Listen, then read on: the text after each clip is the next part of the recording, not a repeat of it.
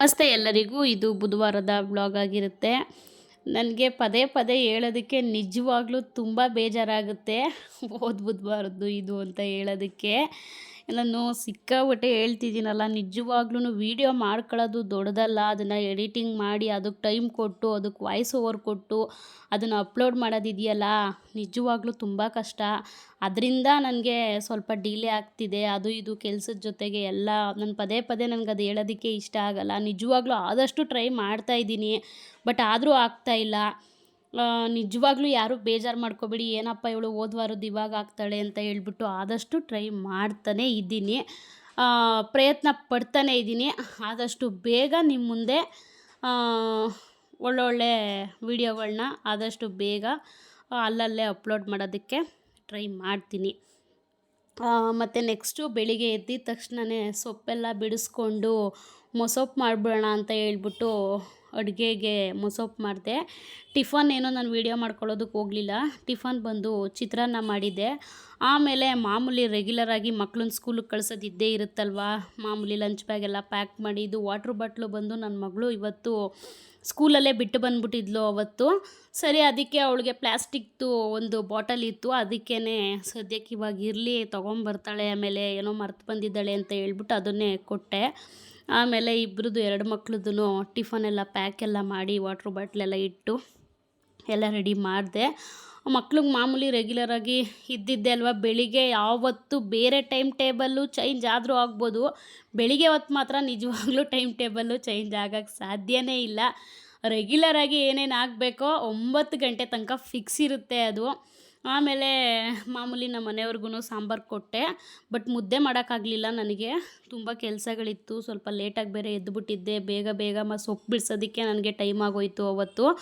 So ಅದಕ್ಕೆ ನಾನು ಮುದ್ದೆ ಮಾಡಲಿಲ್ಲ. ಸಾಂಬಾರು ಒಂದು ಕೊಡ್ತೀನಿ, ರೈಸ್ ಹಾಕ್ಕೊಂಡು ಊಟ ಮಾಡಿ ಅಂತ ಹೇಳ್ಬಿಟ್ಟು ಬರೀ ಸಾಂಬಾರು ಒಂದೇ ಕೊಟ್ಟಿದ್ದು. ಆಮೇಲೆ ಇಬ್ಬರು ಮಕ್ಕಳು ಹೊರಟಿದ್ರು. ಮೇಲ್ಗಡೆ ಬಂದು ನಮ್ಮ ಯಜಮಾನ್ರು ಮೇಲ್ಗಡೆ ಇದ್ದರು.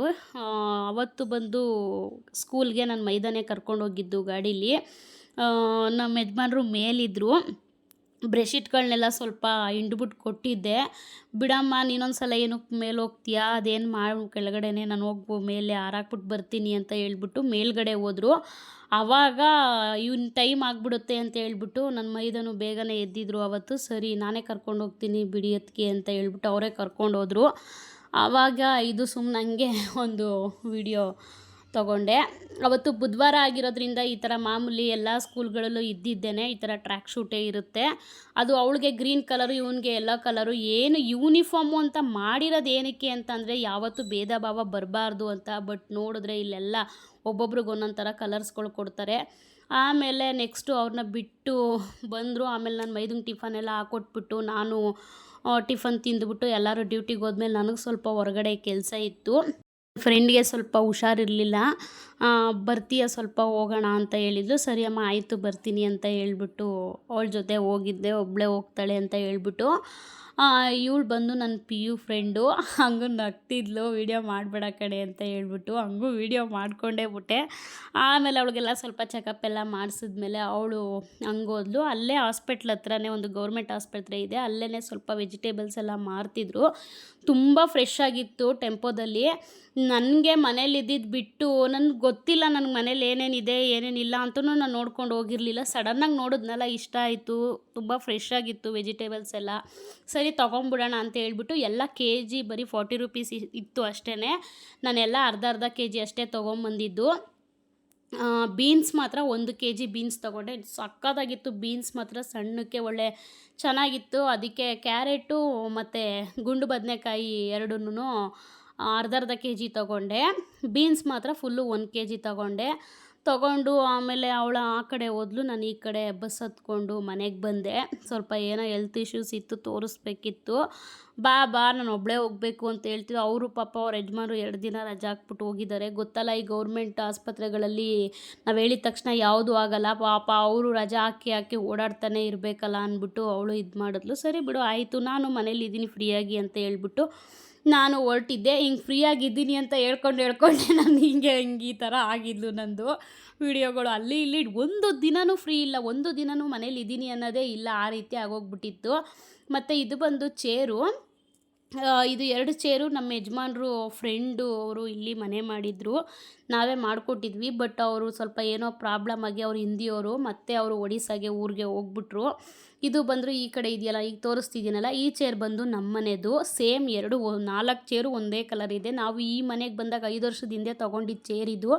ಇರಲಿಲ್ಲ ನಮ್ಮ ಮನೇಲಿ ಏನೂ ಅಂದ್ಬಿಟ್ಟು ಒಳಗಡೆ ಸೀರೆ ಎಲ್ಲ ಇಟ್ಟಿದ್ದೀನಿ ನೋಡಿ, ಅದು ಮತ್ತೆ ಅದನ್ನು ತೊಗೊಂಡೋಗಿ ಒಳಗಡೆ ಇಟ್ಟಿದ್ದೀನಿ. ನಾನು ಅದನ್ನು ತೊಗೊಂಬಂದಿದ್ದೆ 2 ಚೇರ್ ಇರಲಿ ಅಂತ. ಈಗ ಅವರು ಪಾಪ ಮತ್ತೆ ಒಡಿಸ್ಸಾಗೆ ಹೋಗ್ಬಿಟ್ರು. ತೊಗೊಂಡು ಒಂದು ತಿಂಗಳೂ ಯೂಸ್ ಮಾಡಿಲ್ಲ ಅಂತ ಅಂದ್ಕೊಳ್ಳಿ. ಹೋಗ್ಬಿಟ್ರಲ್ಲ, ಚೇರೆಲ್ಲ ಏನಕ್ಕೆ ತೊಗೊಂಡೋಗೋದು ಅಂತ ಹೇಳ್ಬಿಟ್ಟು ಇಲ್ಲೇ ಕೊಟ್ಬಿಟ್ರು. ನಾನು ಅದಕ್ಕೆ 600 ಏನೋ 700 600 ಕೊಟ್ಟು ತೊಗೊಂಡು ₹1000 ಏನೋ ಕೊಟ್ಟು ತೊಗೊಂಡಿದ್ರಂತೆ. ನಾನು 600 700 ಏನೋ ಕೊಟ್ಟು ತೊಗೊಂಡೆ. ಅದನ್ನು ಇರಲಿ ಬಿಡು, ಬೇರೆಯವ್ರಿಗೆ ಕೊಡೋದಕ್ಕಿಂತ ಮನೇಲಿ ಏನಕ್ಕಾದರೂ ಯೂಸ್ ಆಗುತ್ತೆ ಅಂತ ಹೇಳ್ಬಿಟ್ಟು ಇಟ್ಕೊಂಡೆ. ಯೂಸ್ ಆಗದೇ ಇರೋ ವಸ್ತು ಯಾವುದಿದೆ ಹೇಳಿ, ಎಲ್ಲ ಯೂಸ್ ಆಗೋ ವಸ್ತುಗಳೇ.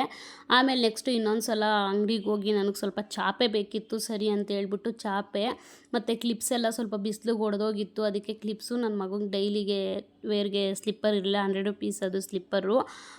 ಮತ್ತು ಇದು ಬಂದು ಮಾಮೂಲಿ ಬಡ್ಸು ಮರದ್ದು ಬರುತ್ತಲ್ಲ ವುಡ್ದು, ಅದನ್ನು ತೊಗೊಂಡೆ. ಅದು ಬಂದು ಬಟ್ಟೆ ಕಟ್ಟೋದಕ್ಕೆ ಅಂತೇಳ್ಬಿಟ್ಟು, ಇನ್ನು ಮಳೆಗಾಲ ಸ್ಟಾರ್ಟ್ ಆಗಿಬಿಟ್ರೆ ಬಟ್ಟೆ ಹಾರೋದಕ್ಕೆ ಜಾಗನೇ ಇರಲ್ಲ. ಜಾಗ ಇರುತ್ತೆ, ಒಣಗಾಕೋಕ್ಕೆ ಅದು ಇದಾಗಬೇಕಲ್ಲ, ಎಲ್ಲ ಒಣಗ್ತಾನೆ ಇರಲ್ಲ. ಇವಾಗ ಒಣಗಾಕಿರ್ತೀನಿ, ಯಾವಾಗ 5 ನಿಮಿಷಕ್ಕೆ ಮಳೆ ಬಂದುಬಿಡುತ್ತೆ, ಅದೇ ಬೇಜಾರಾಗೋಗೋದು. ಸರಿ, ಅದಕ್ಕೆ ಇಲ್ಲಿ ನಮ್ಮ ಮನೆ ಮುಂದೆಲೇ ಕಟ್ಕೊಂಡ್ರೆ ಸ್ವಲ್ಪ ಎಲ್ಲ ನೆರಳಿರುತ್ತಲ್ವ, ಗಾಳಿಗೆ ಒಣಗೋಗುತ್ತೆ. ಯಾಕಂದರೆ ಮಿಷಿನ್ಗೆ ಹಾಕಿ ಡ್ರೈ ಆಗಿರುತ್ತಲ್ವ, ಇಲ್ಲೇ ಕಟ್ಕೊಳ್ಳೋದಕ್ಕಾದರೂ ಆಗುತ್ತೆ ಅಂತ ಹೇಳ್ಬಿಟ್ಟು ಒಂದು ದಾರ ಇದೆ, ಇನ್ನೊಂದು ಕಟ್ಟಾಗ್ಬಿಟ್ಟಿದೆ. ಅದು ಬಂದು ಬಟ್ಟೆಯಲ್ಲಿ ಕಟ್ಟಿದ್ದು. ಸೊ ಅದಕ್ಕೆ ಇರಲಿ ಅಂತ ಹೇಳ್ಬಿಟ್ಟು ಅದನ್ನೊಂದು ತೊಗೊಂಬಂದೆ. ಕಟ್ಟಿಸ್ಬೇಕು, ಇನ್ನೂ ಕಟ್ಟಿಸಿಲ್ಲ. ಬರೀ ಇದೇ ಆಗೋಗೈತೆ ನಂದು. ನನಗಂತೂ ನಿಜವಾಗ್ಲೂ ತಲೆ ಕೆಟ್ಟೋಗ್ಬಿಟ್ಟೈತೆ. ಬೆಳಿಗ್ಗೆ ಅವಳು ಸಡನ್ನಾಗಿ ಫೋನ್ ಮಾಡಿದಾಗ ನಾನು ಇನ್ನು ಯಾವುದು ವೀಡಿಯೋಗಳೇ ಮಾಡ್ಕೊಳಕ್ಕೆ ಹೋಗಿಲ್ಲ. ಬೇಗ ಬೇಗ ಎಲ್ಲ ಕೆಲಸ ಮಾಡಿ, ಬಟ್ಟೆ ಎಲ್ಲ ಮಿಷಿನ್ಗೆ ಹಾಕಿ, ಪಾತ್ರೆ ಎಲ್ಲ ತೊಳೆದು, ಮನೆಯೆಲ್ಲ ಕ್ಲೀನ್ ಮಾಡಿ, ಆದಷ್ಟು ನನ್ನ ಕೈಲಿ ಎಷ್ಟಾಗುತ್ತೋ ಅವಳು ಹೇಳಿರೋ ಟೈಮ್ಗೆ ಅಷ್ಟು ಕೆಲಸಗಳನ್ನ ಮುಗಿಸ್ಬಿಟ್ಟು ಆಮೇಲೆ ನಾನು ಬಂದೆ. ಮನೆಗೆ ಬಂದು ಮಕ್ಳದ್ದು ಬಟ್ಟೆ ಎಲ್ಲ ಒಗ್ದಾಕಿದ್ದೆ. ಮಾಮೂಲಿ ಎಲ್ಲರ ಬಟ್ಟೆಗಳು ಇತ್ತು, ಅದನ್ನೆಲ್ಲ ಎಳ್ಕೊಂಬಂದು ಮಡಚಿಟ್ಟು. ಮತ್ತು ಇನ್ನೊಂದು ಏನು ಅಂದರೆ, ಇನ್ಸ್ಟಾಗ್ರಾಮ್ಗೂ ಕೂಡ ನಿಜವಾಗ್ಲೂ ಬೇಜಾರಾಗುತ್ತೆ. ಯಾವ ಸ್ಯಾರೀಸು ಸರಿಯಾಗಿ ಅಪ್ಲೋಡ್ ಮಾಡ್ತಾಯಿಲ್ಲ, ವೀಡಿಯೋ ಮಾಡೋಕ್ಕೆ ನನಗೆ ಟೈಮ್ ಇಲ್ಲ. ಸಿಕ್ಕಾಬಟ್ಟೆ ಕೆಲಸಗಳು, ಮನೇಲಿ ಇರೋಕ್ಕೆ ಆಗ್ತಾನೇ ಇಲ್ಲ. ಅಷ್ಟು ತಲೆ ಕೆಟ್ಟೋಗ್ಬಿಟ್ಟೈತೆ ನನಗೆ. ಆದಷ್ಟು ಟ್ರೈ ಮಾಡ್ತೀನಿ, ಬಿಡಲ್ಲ. ನೆಕ್ಸ್ಟ್ ವೀಕಿಂದನಾದ್ರೂ ಅನ್ಕೋಬೋದು ಈ ವಾರ ಹಿಂಗಂತೇಳಿ ಮತ್ತೆ ಮುಂದಿನ ವಾರ ಹಿಂಗೆ ಮಾಡ್ತಾಳೆ ಅಂತ.